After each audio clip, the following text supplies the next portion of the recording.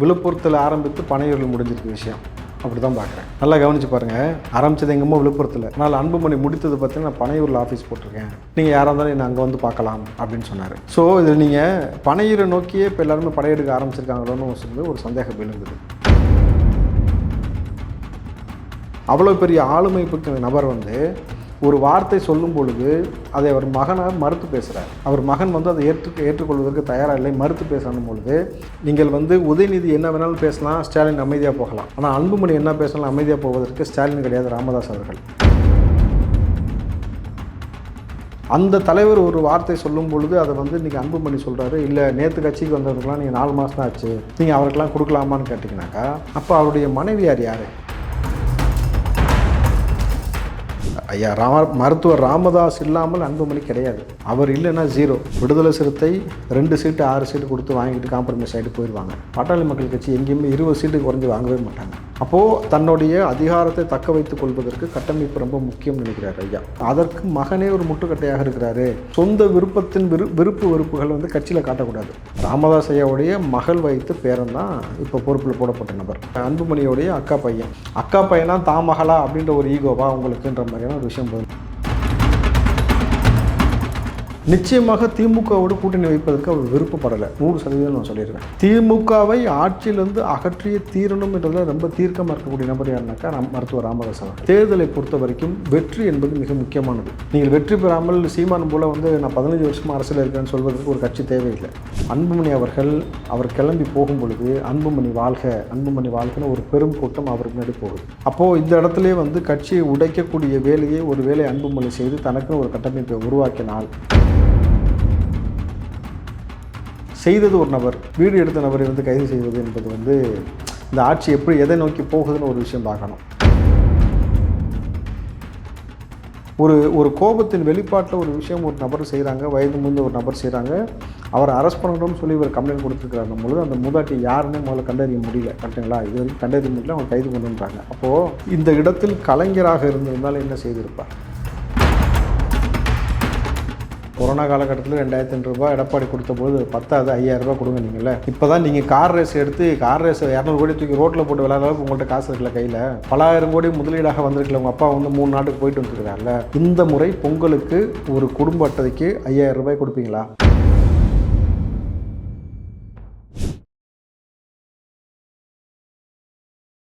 இளைய பாரத சொந்தங்களுக்கு வணக்கம்.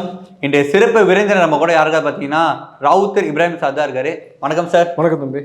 சார், நேற்று தினம் வந்து பாமக பொதுக்குழு கூட்டம் நடந்திருக்கு. அங்கே வந்து ராமதாஸ் ஐயாவுக்கும் அன்புமணி ராமதாஸுக்கும் வந்து காட்டமான வார்த்தை போர் நடந்திருக்கு. இது எனக்கு எப்படி சார் பார்க்குறீங்க?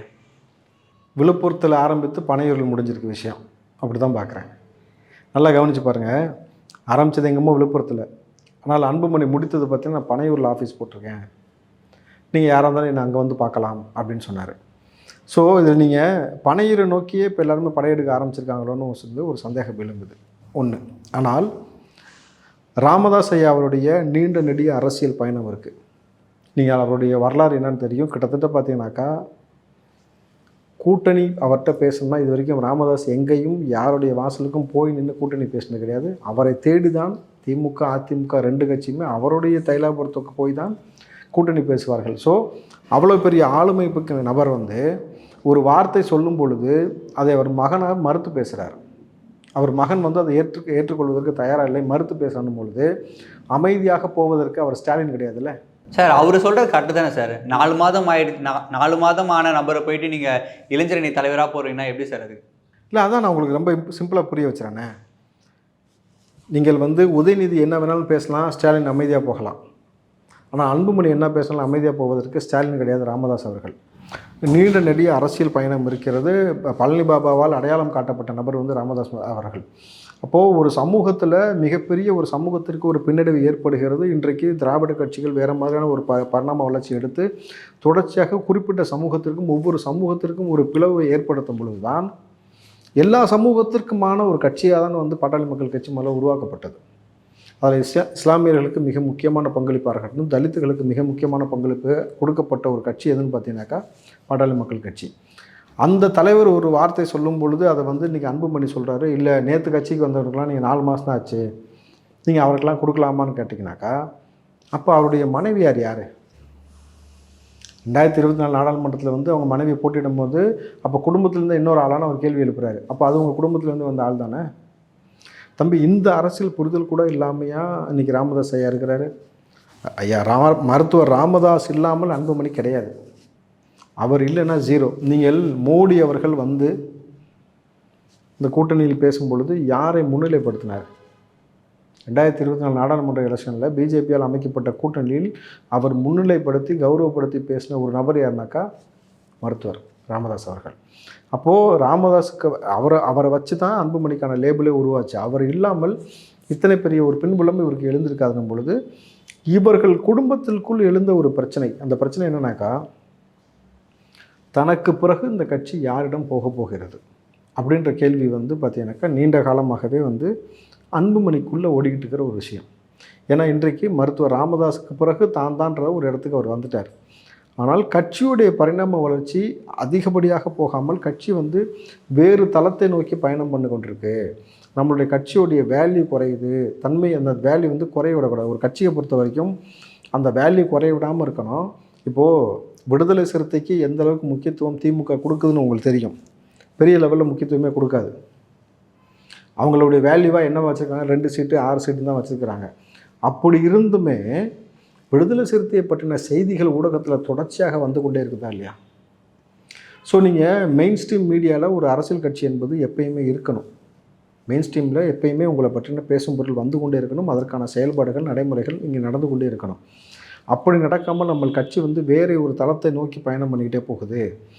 நம்ம யார் கூட கூட்டணி வைக்கிறோமோ அதை பொறுத்து தான் ஆட்சியை முடிவு செய்யக்கூடிய இடத்தில் இத்தனை ஆண்டு காலமாக இருந்து இன்றைக்கு இந்த கட்சி வேறு மாதிரி போகுதுன்னும் பொழுது அப்போ இந்த இடத்தில் இன்னொரு நபர் அன்புமணிக்கு பக்கபலமாக வந்து நின்றால் அந்த கட்சி பலம் பெறும்ன்றதை தீர்க்கமாக நம்புகிறாரு மருத்துவர் ராமதாஸ் அவர்கள். அப்படி நம்பி தான் அவர் சொல்கிறாரு, ஒரு குறிப்பிட்ட நபரை அனௌன்ஸ் பண்ணுறாரு. அந்த நபரை அனௌன்ஸ் பண்ணும்பொழுது அன்புமணி நம்ம குடும்பத்திலேருந்து ஒரு ஆளாக வேண்டாம் அப்படின்னு சொல்லும்பொழுது தான் அவருக்கு கோபம் வருது. அப்போது இது நான் ஆரம்பித்த கட்சி, விருப்பம் இருப்பவர்கள் இருக்கலாம், விருப்பம் இல்லாத நபர்கள் வெளியில் போயிருந்தார். இது அன்புமணிக்கு மட்டும் பொருந்தது, எல்லா நபருக்கும் பொருந்தும். நீங்கள் ஜிகே மணி இருக்கிறார்ல, ஜிகே மணி எத்தனை ஆண்டு காலமாக பாமகவில் தொடர்ச்சியாக பயணம் பண்ணுறாருன்னு எல்லாத்துக்கும் தெரியும். அவருடைய மகனுக்கு நீங்கள் இளைஞரணி பொறுப்பு கொடுக்கப்பட்ட பொழுது அவர் மகன் பொறுப்பேற்று கிட்டத்தட்ட அன்புமணியை சந்திப்பதற்கு அப்பாயின்மெண்ட் கேட்டால் கிட்டத்தட்ட ஒரு 6 மாத காலமாக அன்புமணியை சந்திப்பதற்கு அவர் இடம் கொடுக்கவே இல்லை. அப்போது அன்புமணி வந்து இது போல் செய்கிற விஷயம் அவருக்கு பிடிக்கலை. அப்போது ஒரு கட்சிக்குள்ளே இத்தனை ஆண்டு காலமாக மருத்துவர் ராமதாஸுடைய நெருங்கிய நண்பர் ஜிகே மணி, அந்த கட்சியுடைய மிக முக்கியமான பொறுப்பு இருக்கக்கூடிய நபர், அவருடைய மகன் நமக்கே இப்படி ஒரு நிலைமை ஏற்படுதுன்னும் பொழுது அப்போது கட்சியை அடுத்த கட்டமாக கொண்டு போவதற்கு முனைப்பாக உழைக்கணும்னு நினைக்கிற நமக்கே அப்படி நினைக்கும்போது நமக்கு தேவையில்லைன்னு சொல்லிட்டு அவர் என்ன பண்ணியிருந்தோன்னா அதை விட்டு வெளியில் ஏறிகிறார். அந்த பதவி எனக்கு வேண்டான்ட்டு லைக்கா நிறுவனத்தில் ஏற்கனவே ஒரு சிஇஓவாக இருக்கிறார். அந்த போஸ்டிங்கே அவர் போயிடுறாரு, சினிமா துறைக்கே அவர் போயிடுறாரு. அப்போ இதையெல்லாம் கூர்ந்து கவனிச்சுட்டே இருக்கிறார் ராமதாஸ் அவர்கள். அப்போது இவ்வளவு முக்கியமான நபரையே நீ புறம் தள்ளுற, அப்போ நாளைக்கு அடுத்த கட்டமாக யாரை கொண்டு வருவதற்கு நீங்கள் விருப்பப்படுவீங்க? அன்புமணியுடைய 3வது மகளுக்குத்தான் அரசியல் நாட்டம் ஜாஸ்தி, ஒரு மகளுக்கு சினிமாவில் நாட்டம் ஜாஸ்தி. அப்போது அந்த மகள்கிட்ட கொண்டு வந்து கொடுக்குற அளவுக்கு அந்த பிள்ளைக்கு பக்குவம் இருக்கா? வயது அனுபவம்னு ஒன்று இருக்கணும் இல்லையா? அது இல்லாத பட்சத்தில் இன்றைக்கு எதை நோக்கி நம்ம போகிறோம்னாக்கா 2026 எலெக்ஷன் நோக்கி போகிறோம். சாலிடாக 1 வருஷம் தான் இருக்குது இடையில. இந்த 1 வருஷத்தில் பார்த்தீங்கன்னாக்கா அவ்வளோதான். அதுக்கப்புறம் டக்குன்னு மார்ச் ஏப்ரலாக வந்து எலெக்ஷன் வந்துடும் பொழுது அப்போ அந்த 1 ஆண்டுக்குள்ளே உழைக்கக்கூடிய உழைப்பு, கட்டமைக்கக்கூடிய விஷயம்தான் அடுத்த சட்டமன்ற எலெக்ஷனில் மிகப்பெரிய ஒரு கூட்டணியோடைய ஏற்படுத்தும். அந்த கூட்டணி பலத்துக்கு நம்ம கேட்ட 20லேருந்து இப்போ நீங்கள் விடுதலை சிறுத்தை 2 சீட்டு 6 சீட்டு கொடுத்து வாங்கிட்டு காம்ப்ரமைஸ் ஆகிட்டு போயிடுவாங்க. பாட்டாளி மக்கள் கட்சி எங்கேயுமே 20 சீட்டுக்கு குறைஞ்சி வாங்கவே மாட்டாங்க. அப்போது தன்னுடைய அதிகாரத்தை தக்க வைத்துக் கொள்வதற்கு கட்டமைப்பு ரொம்ப முக்கியம்னு நினைக்கிறார் ஐயா. மருத்துவர் அந்த நினைப்பை கொண்டு தான் அந்த கட்டமைப்பை ஸ்ட்ராங் பண்ணணும்னு சொல்லிட்டு இப்படி ஒரு முன்னெடுப்பு எடுக்கிறாருன்னும் பொழுது அதற்கு மகனே ஒரு முட்டுக்கட்டையாக இருக்கிறாரு. சொந்த விருப்பத்தின் வெறுப்புகள் வந்து கட்சியில் காட்டக்கூடாது. ராமதாஸ் ஐயாவுடைய மகள் வைத்து பேரன் தான் இப்போ பொறுப்பில் போடப்பட்ட நபர். அப்போது இவருடைய அன்புமணியோடைய அக்கா பையனா தான் மகளா அப்படின்ற ஒரு ஈகோவா உங்களுக்குன்ற மாதிரியான ஒரு விஷயம் போதில்லை. உங்களுடைய குடும்பத்தில் இருக்கக்கூடிய வெறுப்புகளை கட்சியில் காட்டுவது என்பது ஏற்புக்குரியது கிடையாது. கட்சி எதை நோக்கி பயணப்பட்டு போகிறதுன்னு ஒரு விஷயம் இருக்குது. 2024 சொல்லப்பட்ட தகவல் என்னன்னாக்கா, மருத்துவருக்கு வந்து பார்த்தீங்கன்னாக்கா தேசிய கட்சியோடு இணைவதில் விருப்பம் இல்லை. மாநில கட்சிகளோடு இணைந்து தான் வந்து நாடாளுமன்ற எலெக்ஷனில் போட்டியிடணும்னு அவருக்கு ஒரு விருப்பம் இருந்தது. பட் அன்புமணி கொடுத்த நெருக்கடி தான் இந்த பக்கம் வர மாதிரி ஆயிடுச்சு. ஆனால் இந்த முறையும் அவர் அன்புமணி இதே தேசிய கூட்டணியில் இருக்கலாம் அப்படின்ற மாதிரியான ஒரு ஸ்ட்ராட்டஜியை ஃபாலோ பண்ணுற பொழுது இது நடைமுறைக்கு சாத்தியப்படாது. இத்தனை ஆண்டு காலமாக அரசியல் இருக்கக்கூடிய நபர் அவர் என்ன நினைக்கிறேன்னா, சட்டமன்ற எலெக்ஷன், சட்டமன்றத்தில் யாரோடு நம்ம கூட்டணி வச்சா நம்ம ஜெயிக்க முடியும் அப்படின்றது ஒரு கணக்கு இருக்குது. நிச்சயமாக திமுகவோடு கூட்டணி வைப்பதற்கு அவர் விருப்பப்படலை. 100% நான் சொல்லிடுவேன். திமுகவை ஆட்சியிலேருந்து அகற்றிய தீரணும் என்றதில் ரொம்ப தீர்க்கமாக இருக்கக்கூடிய நபர் யாருனாக்கா மருத்துவர் ராமதாஸ் அவர்கள். அப்போது அவர் அவருடைய சாய்ஸ் யாராக இருக்கிறாங்கனாக்கா எய்தர் ஏடிஎம்கே தான் ஃபஸ்ட்டு சாய்ஸ்.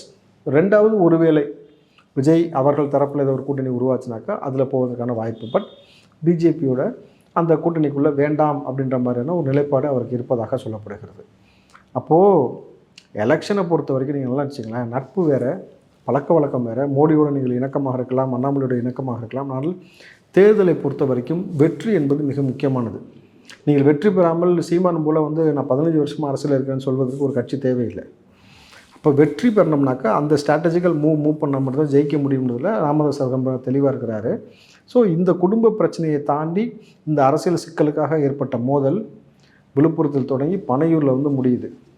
அப்போது இதில் நீங்கள் ரொம்ப மெயினாக புரிஞ்சிக்க வேண்டிய விஷயம்னாக்கா, அன்புமணி அவர் கிளம்பி போகும் பொழுது அன்புமணி வாழ்கன்னு ஒரு பெரும் கூட்டம் அவர் முன்னாடி போகுது. அப்போது இந்த இடத்துலேயே வந்து கட்சியை உடைக்கக்கூடிய வேலையை ஒரு வேலை அன்புமணி செய்து தனக்குன்னு ஒரு கட்டமைப்பை உருவாக்கினால், வேல்முருகன் கிட்டத்தட்ட அந்த கட்சியில் தான் இருந்து கட்சியில் பயணம் பண்ணி இப்படி ஒரு பிரச்சனையினால தான் பார்த்தீங்கன்னாக்கா வேல்முருகன் தனியாக வெளியில் வந்து ஒரு கட்சி ஆரம்பித்தார்.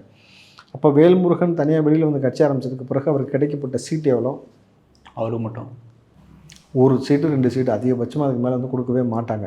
நாளைக்கு அன்புமணி நீங்கள் வெளியில் போனாலும் உங்களுடைய நிலைமை என்னவாக இருக்கும்? நீங்கள் உங்களுக்குன்னா 20லேருந்து 25 சீட்டுன்னு ஸ்டாண்டர்டாக இருக்கிறத நீங்கள் உங்களுடைய தகப்பன்ட்ட கோவிச்சுக்கிட்டு வெளியில் போகிறதுனால உங்களுக்கு பெரிய பின்னடைவு ஏற்படுமே தவிர நீங்கள் வந்து வேறு ஒரு கூட்டணியில் போகிறீங்க, சரி 20 சீட் 40 சீட்டு கொடுத்துறாங்க, 40 சீட்லேயும் வந்து ஆள் போட்டு ஜெயிப்பதற்கான பணம் செலவு பண்ணி எல்லாம் பண்ணக்கூடிய ஸ்ட்ராட்டஜி உங்கள்கிட்ட இருக்கா? கமலஹாசனுக்கு அதேமாதிரி சீட்டு கொடுத்தாங்க, சரத்குமாருக்கும் சீட்டு கொடுத்தாங்க, 2 பேருமாலையுமே சமாளிக்க முடியாமல் விட்டுட்டு போனாங்கல்ல. நீங்கள் நல்ல ஒரு விஷயம் புரிஞ்சுக்கணும், மருத்துவர் ஐயா இருக்கும் வரை நீங்கள் அவரை சார்ந்து செல்வது தான் உங்கள் அரசியல் வாழ்க்கைக்கு நல்லது. ஸ்டாலின் அப்படித்தான் செய்தார். ஸ்டாலினுக்கு ஏற்படாத நெருக்கடியாக அன்புமணிக்கு ஏற்பட்டுருச்சு. நல்லா யோசிச்சு பாருங்கள். ஸ்டாலினுக்கு வந்து கடைசி வரைக்கும் வந்து கலைஞர் அவருக்கு வரைக்கும் எந்த மிகப்பெரிய பொறுப்பும் கொடுக்கல. இன்றைக்கி உதயநிதிக்கு வந்தவொடனே தூக்கி கொடுத்துட்டார் துணை முதலமைச்சர். அப்படி எளிமையெல்லாம் கிடைக்கல. ஆனால் ஸ்டாலின் எவ்வளோ பொறுமையாக நேர்த்தியாக இருந்ததுனால தான் இன்றைக்கி ஸ்டாலின் கையில் கட்சி இருக்குது. கடைசியாக நீங்கள் பார்த்தீங்கன்னாக்கா அட்லாஸ்ட் வந்து நீங்கள் ஒரு கூட்டணியோ அல்லது மிக முக்கியமான ஒரு முடிவெடுப்பதற்கு கட்சின்ற லேபிள் ரொம்ப முக்கியம். நீங்கள் அதை உடச்சிட்டு வெளியில் வந்துட்டாலோ இல்லை வந்து வேறு மாதிரி ஒரு சலசலப்பு ஏற்பட்டாலோ இதில் வந்து ஒரு பிளவுவாத அரசியலை செய்வதற்கு பிற கட்சிகளை முயற்சி செய்யணும் பொழுது இது பாட்டாளி மக்கள் கட்சிக்கு நல்லது கிடையாது. ஆனால் சென்னை விருகம்பாக்கத்தில் மெட்ரோ ரயில் அந்த தூணில் வந்து முதல்வர் அவர்களோட போஸ்டர் ஓட்டிருக்கு. அந்த சைடில் வந்து ஒரு பெண்மணி வந்து அவங்களோட ஸ்லிப்பரை கலட்டி அந்த போஸ்டரில் அடிச்சிருக்காங்க. அப்புறம் மண்ணெல்லாம் தூவி போட்டிருக்காங்க. அது வந்து கன்னியாகுமரி மாவட்டத்தை சேர்ந்த பிரதீஷ் அந்த நபர் வந்து வீடியோ எடுத்திருக்காரு. இப்போ அந்த நபர் வந்து காவல்துறை வந்து கைது பண்ணிட்டாங்க. அதை தொடர்ந்து விரும்பாக தொகுதியை சேர்ந்த எம்எல்ஏ அவர்கள் வந்து அந்த மூதாட்டி மேலே வந்து புகார் அளிச்சிருக்காங்க. நீங்கள் இதை எப்படி பார்க்குறீங்க? முதல்ல இந்த நிகழ்வு என்பது உண்மையா ஏஐயா அப்படின்னு ஒரு கேள்வி இங்கே இருக்குது. அது ஏஐயில் காட்டப்பட்டதா அல்லது உண்மையான சம்பவமான்ட்டு. ஆனால் இப்போ பல செய்திகளில் வர்றது வந்து உண்மைன்ற மாதிரி தானே போட்டுக்கிட்டு இருக்கிறாங்க இல்லையா? அது நடந்த ஒரு யதார்த்தமான நிகழ்வு தான். அதனால தான் வந்து அந்த வீடியோ எடுத்த சிறுவனை வந்து இன்றைக்கி கைது பண்ணியிருக்காங்கன்ட்டு. செய்தது ஒரு நபர், வீடியோ எடுத்த நபரை வந்து கைது செய்வது என்பது வந்து இந்த ஆட்சி எதை நோக்கி போகுதுன்னு ஒரு விஷயம் பார்க்கணும். அந்த போஸ்டரில் வந்து 2 நபர்களுடைய புகைப்படம் இருந்துச்சு. ஒன்று வந்து முதல்வருடைய புகைப்படம், கீழே வந்து இந்த விருகம்பாக்கத்துடைய சட்டமன்ற எம்எல்ஏவோட ஃபோட்டோவா? ஆமாம். இப்போ இந்த மூதாட்டி வந்து கோபப்பட்டு அந்த போஸ்டரை நோக்கி வந்து மண்ணை வாரி இறைத்ததாக அந்த விஷயம்லாம் பார்க்கறது வந்து அந்த பெண்ணுடைய கோபத்தை வெளிப்படுது. அந்த கோபம் இந்த ஆட்சி முறை, இங்கே இருக்கக்கூடிய ஆட்சியை வந்து அவர்களால் பாதிக்கப்பட்ட நபராக எடுத்து அடித்தாங்கன்ற மாதிரி ஒரு கோணம் இருந்தாலும், ஒருவேளை அந்த சட்டமன்ற தொகுதியில் இருக்கக்கூடிய எம்எல்ஏ ஃபோட்டோவும் அங்கே தான் இருந்துச்சு. அதை நோக்கி தான் அவர்கள் வந்து கோவப்பட்டு எரிஞ்சாங்களா, மண்ணவாரியை தூர்னாங்களா அப்படின்னு அதுவும் விசாரணைக்கு உட்பட்டது. ஆனால் ஒரு கோபத்தின் வெளிப்பாட்டில் ஒரு விஷயம் ஒரு நபர் செய்கிறாங்க, வயது முந்த ஒரு நபர் செய்கிறாங்க, அவரை அரெஸ்ட் பண்ணணும்னு சொல்லி இவர் கம்ப்ளைண்ட் கொடுத்துருக்குறாரு பொழுது அந்த மூதாட்டி யாருன்னே முதல்ல கண்டறிய முடியல. கரெக்டுங்களா? இது வரைக்கும் கண்டறிய முடியல, அவங்களை கைது பண்ணணுன்றாங்க. அப்போது இந்த இடத்தில் கலைஞராக இருந்திருந்தால் என்ன செய்திருப்பார்? நீங்கள் அதை தான் அரசியலோடு பார்க்கணும். கலைஞராக இருந்திருந்தால் அந்த அந்த மூதாட்டியை அழைத்து என்ன பிரச்சனைன்னு சொல்லி பேசியிருப்பார். எதனால் இவ்வளோ கோவப்படுறீங்க? ஏன்னா இப்போ அந்த பகுதியில் நடந்த ஒரு திமுக நபரால் கூட ஒரு பாதிப்பு ஏற்பட்டுக்கலாம். நீங்கள் இதே விருகம்பாக்கத்தில் இதுக்கு முன்னாடி நடந்த வரலாறு சொல்கிறேன். விருகம்பாக்கத்தில் சேலம் ஆர்ஆர் பிரியாணி கடையில் ஒருத்தன் போயிட்டு பாக்ஸிங்லாம் போட்டு அடித்து பிரியாணிக்காக பர்ச்சேஸ் பண்ணான். அதே அந்த கடைக்கு வந்து அடுத்து பார்த்தீங்கன்னாக்கா இன்றைக்கு முதலமைச்சர் இருக்கக்கூடிய ஸ்டாலின் அவர்கள் அன்றைக்கு எதிர்க்கட்சி தலைவர் இருக்கும்போது நேரடியாக அந்த கடைக்கே சென்று அந்த ஓனர்கிட்ட ஊழியர்கள்ட்டெல்லாம் மன்னிப்பு கேட்டார். ஸோ இதுபோல் வந்து அந்த தொகுதியில் இருக்கக்கூடிய ஏதோ ஒரு திமுக நபர்கள் செய்தோடைய கோபம் அது வந்து அந்த கோபம் வந்து உங்களால் தானே இவனுக்கு இவ்வளோ திமிர்த்தனம் பண்ணுறாங்க, நீங்கள் இவர்களை கட்டுக்கோப்பில் வைக்க தவறிருக்கீங்க. ஏன்னா நீ காவல்துறை அவர் கட்டுப்பாட்டில் இருக்குன்னு நமக்கு புரியுது இல்லையா? ஏன்னா பாதிக்கப்பட்ட காவல்துறை ஏன் கட்டுப்பாட்டில் இல்லைன்னு சொன்னாக்கா 10 வயது சிறுமி பாலியல் வன்புணர்வு செய்யப்பட்ட பொழுது அந்த சிறுமிக்கு அந்த பெற்றோர்கள் போய் காவல் நிலையத்தில் புகார் கொடுக்கும் பொழுது அந்த புகாரை பெற்றுக்கொள்ளாமல் புறக்கணிக்கிறாங்க. அந்த சிறுமியை மருத்துவமனைக்கு கூட்டிகிட்டு போயிட்டு அந்த மருத்துவமனையில் மருத்துவர் பார்த்த பிறகு இந்த சிறுமியுடைய மோசமான உடல்நிலை, அந்த பிறப்புறுப்பில் ஏற்பட்ட காயங்கள்லாம் பார்த்து மருத்துவர் ஃபோன் பண்ணி சொன்னதுக்கு பிறகு அந்த பெற்றோரை காவல் நிலையத்துக்கு வர வைத்து நிர்வாணப்படுத்தி அடிக்கிறாங்க. யாரை? தாய் தகப்பன் 2 பேரும் நிர்வாணப்படுத்தி அடித்தார்கள். செய்தி இது. நல்லா பாருங்கள், எவ்வளோ ஒரு சின்ன பிள்ளையே ஒருத்தர் பாலியல் வன்புணர்வு செஞ்சுருக்கிறான். அதை கம்ப்ளைண்ட் கொடுக்க வந்த பெற்றோரை நிர்வாணப்படுத்தி அடிப்பது அப்போது அதிகார மையத்திற்கு காவல்துறை துணை போய் நின்றுருக்கு. எவனோ செய்த குற்றம். ஒரு எளிய வீட்டு பிள்ளை வந்து பெண் பிள்ளை மீது கை வச்சாக்கா காவல்துறை வந்து இந்த மாதிரி நடந்திருக்குமா?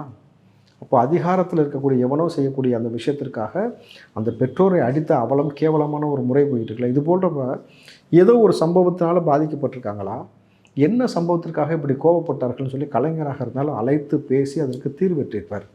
இல்லை எனக்கு வந்து மகளிர் தொகை வரல, இல்லை வந்து எனக்கான கரண்ட் பில் வந்து இந்த மாதிரி எக்ஸஸாக வந்துக்கிட்டு இருக்கு, இல்லை வந்து என்னுடைய பகுதியில் இந்த பிரச்சனை இருக்குது, எனக்கு இதை தீர்த்து வைக்கல அப்படின்னாக்கா அதை சரி செய்து அதை நேரம் விளம்பரப்படுத்தி யார் அந்த மாதிரி மண்ணவாரி தூத்துனாங்களோ அவங்களே வந்து நல்லபடியாக கலைஞரை குறித்து பேச வைத்து இன்றைக்கி ஒரு காணொலி எடுத்து போட்டிருப்பாங்க. இதுதான் அரசியல். இந்த அரசியலை செய்ய தவறிட்டு முட்டாள்தனமாக அந்த பெண்மணியை மீது நீங்கள் வந்து காவல்துறையில் கம்ப்ளைண்ட் கொடுத்து அரெஸ்ட் பண்ணணும்னு சொல்லி இந்த வீடியோ எடுத்த சிறுவனை நீங்கள் கைது பண்ணுறீங்கனாக்கா இது மேலும் மேலும் உங்கள் தலையில் நீங்களே வந்து மண்ணவாரி போட்டுக்கிட்டே போகிறீங்க. அப்போது இந்த முறை வந்து மாற்றப்படணும். இந்த முறை மாற்றாமல் இந்த அரசியல் புரிதல் இல்லாமல் தற்கொலை போல் செயல்பட்டாக்கா இது ஒரு ஆட்சிக்கு பின்னடைவு. நீங்கள் ஒரு அரசியலில் இருக்கிறது முக்கியம் கிடையாது, அதை எப்படி கையாளணும்னு ஒரு விஷயம் உங்களுக்கு தெரிஞ்சிருக்கணும். அது தெரியாமல் போனால் அரசியலில் நீங்கள் சக்ஸஸ் ஆக முடியாது. நீங்கள் சார்ந்து இருக்கக்கூடிய கட்சிக்கும் அவப்பெயர் ஏற்படும்ன்றது தான் இப்போ அந்த எம்எல்ஏ செஞ்சுருக்கக்கூடிய ஒரு விளைவு. இதில் இப்போ இந்த ஒரு சிக்கல்லாம் போயிட்டுருக்குல்ல, இதில் கூடுதலாக இந்த பாதிக்கப்பட்ட இந்த பெண் வந்து மண்ணை வாரி இறைச்சிருக்காங்க. அதை குறித்து வந்து உதயநிதி வந்து ஏதாவது அவங்கள கூப்பிட்டு அழைச்சி பேசுவதற்கான முயற்சி எடுத்திருக்கிறாரா அப்படின்னு பார்த்தாக்கா பெருசாக தெரியல. அண்ணா பல்கலைக்கழகத்தில் பாதிக்கப்பட்ட பெண் அந்த மாணவி பாலியல் துன்புறுத்தல் செய்யப்பட்டிருக்கு, அதை குறித்து ஏதாவது பேசியிருக்கிறாரா, அது குறித்து ஏதாவது நடவடிக்கை எடுத்துருக்கிறாருன்னா எதுவுமே பேச கிடையாது. இதற்கு இடையில் அடுத்து இப்போ வரப்போகுது என்னென்னு பார்த்தீங்கன்னாக்கா பொங்கல் வருது. இந்த பொங்கல் வந்தாலே நீங்கள் என்ன பண்ணுவாங்கன்னா, திமுக செய்த ஒரு முட்டாள்தனத்தை சொல்கிறேன், குஜராத்திலிருந்து வெள்ளம் வாங்கிட்டு வந்து பொங்கலுக்கு மக்களுக்கு கொடுத்தாங்க. குஜராத்திலிருந்து வேட்டி சேலைகள் வாங்கிட்டு வந்து மக்கள்கிட்ட கொடுத்தாங்க. அதற்கு வந்து ஜரிகை போடுறதுக்கு குஜராத்துக்கு போய் போட்டாங்க.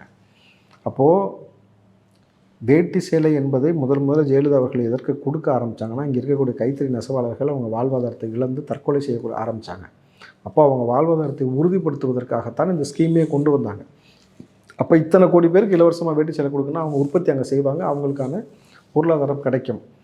விவசாயிகள் குறிப்பாக கரும்பு விவசாயிகள் வந்து பெரிய பாதிப்புக்கு உள்ளாக்கப்பட்ட பொழுது அவங்கள்ட்ட வந்து கரும்பை கொள்முதல் செஞ்சு வெள்ளத்தை கொள்முதல் செஞ்சு அதன் மூலமாக மக்கள் கொடுப்பதன் மூலம் விவசாயிகளை வாழ வைப்பதற்காக ஒரு விஷயம் செஞ்சாங்க. ஆனால் திமுக தான் முதல் முறையாக குஜராத்லேருந்து வெள்ளம், குஜராத்லேருந்து வேட்டி சட்டை, உங்களுக்கும் குஜராத்துக்கு தான் ஆகாதில்ல, அப்படி தானே சொல்கிறீங்க, அப்புறம் ஏன் வெள்ளம் இதெல்லாம் போய் குஜராத்லேருந்து வாங்குறீங்கன்னு ஒரு கேள்வி இருக்குல்ல. அப்போது கூடுதலாக உதயநிதி போன முறை சொன்ன விஷயம் இருக்குது, இங்கே பாருங்கள். சொன்னதே நாங்கள் தாங்க. நாங்கள் ஆக்சுவலாக 5000 ரூபா கொடுக்க சொன்னோம். கொரோனா காலத்துலேருந்தே வந்து தலைவர் வந்து தொடர்ந்து சொல்லிட்டு இருக்காரு, ஒவ்வொரு ரேஷன் அட்டை வச்சிருக்கவங்களும் 5000 கொடுங்க அப்படின்னு. அப்போல்லாம் வந்து தமிழக அரசுல நிதி இல்லைன்னு சொல்லிட்டு இப்போ வந்து எலெக்ஷன் கிட்ட வந்தோடனே இந்த 2000 ரூபா கொடுக்குறாங்க. இப்போ சொல்கிறேன் 2000 ரூபா பத்தாது, இன்னொரு 2500 ரூபா கொடுங்க மக்களுக்கு வந்து இந்த 5000 ரூபா நாங்கள் சொன்னோம், அந்த 5000 கொடுங்க தான் நாங்கள் சொன்னோம். எதிர்கட்சியாக இருக்கும்போது வாயிலேயே பேசுனீங்களா? கொரோனா காலகட்டத்தில் 2500 ரூபாய் எடப்பாடி கொடுத்த பொழுது அது பத்தாது, 5000 ரூபாய் கொடுங்க நீங்களே. இப்போ தான் நீங்கள் கார் ரேஸ் எடுத்து கார் ரேஸை 200 கோடி தூக்கி ரோட்டில் போட்டு விளையாடுற அளவுக்கு உங்கள்கிட்ட காசு இருக்குல்ல கையில். பல ஆயிரம் கோடி முதலீடாக வந்திருக்கல. உங்கள் அப்பா வந்து 3 நாட்டுக்கு போயிட்டு வந்துருக்கிறார்ல. இந்த முறை பொங்கலுக்கு ஒரு குடும்ப அட்டைக்கு 5000 ரூபாய் கொடுப்பீங்களா? கொடுக்கணும். இதை கொடுக்கக்கூடிய வேலையை செய்யுங்க. ஸோ அதுக்கப்புறமேட்டு தொடர்ச்சியாக உங்களுக்கு ஆட்சி செய்வதற்கோ நிர்வாகம் செய்வதற்கோ உங்களுக்கு திராணி இல்லைனாக்கா மக்களை தயவு செய்து காவு கொடுக்குற வேலையை விட்டுட்டு தயவு செஞ்சு உங்கள்கிட்ட தான் பிடிஆர் சொன்னது போல் ஆண்டுக்கு 30,000 கோடி வரைக்கும் உங்களால் வந்து சம்பாதிக்க முடிய திறமை இருக்கக்கூடிய நபர்கள் வேறு ஏதாவது தொழில் செஞ்சு பொழைச்சிட்டு மக்களை வந்து விட்டுட்டு போயிருங்க. ஏன்னா மக்களுடைய வலியும் மொழியும் உங்களுக்கு புரியலன்னும் பொழுது நீங்கள் எங்களை ஆட்சி செய்வதற்கு சரியான நபர்களாக இல்லை. அதுக்காக தான் இன்றைக்கி அண்ணாமலை வந்து சவுக்கு எடுத்து அடிச்சுக்கிட்டாப்புல. எதுக்கு? உங்களுக்கு ஓட்டு போட்ட பாவத்துக்கு நம்மளே அடிச்சுக்கணுன்ற மாதிரி தான் எனக்கு தெரிஞ்சுது. அப்படின்னும் பொழுது இந்த அரசியலை வந்து நீங்கள் உதயநிதி அவர்கள் புரிஞ்சுக்கிட்டு அட்லீஸ்ட் நீங்கள் செய்த தவறுகளை திருத்தி ஒரு மாற்றாக வேறு மக்கள் மத்தியில் உங்களை பற்றி நல்ல விஷயமாக பேசுவதற்காகவாவது ரேஷன் அட்டை உள்ள நபர்கள் ஒவ்வொருவருக்கும் 5000 ரூபாய் கொடுத்து உங்கள் பேரை கொஞ்சம் டைவெர்ட் பண்ணி அரசியலுக்குள்ளே போகிறதுக்கான வழியை பாருங்கள். சார், உங்கள் பொன்னான கருத்துக்கள் இளைப்பாறுதர்களுக்கு பகிர்ந்ததுக்கு மிக்க நன்றி சார். நன்றி தம்பி.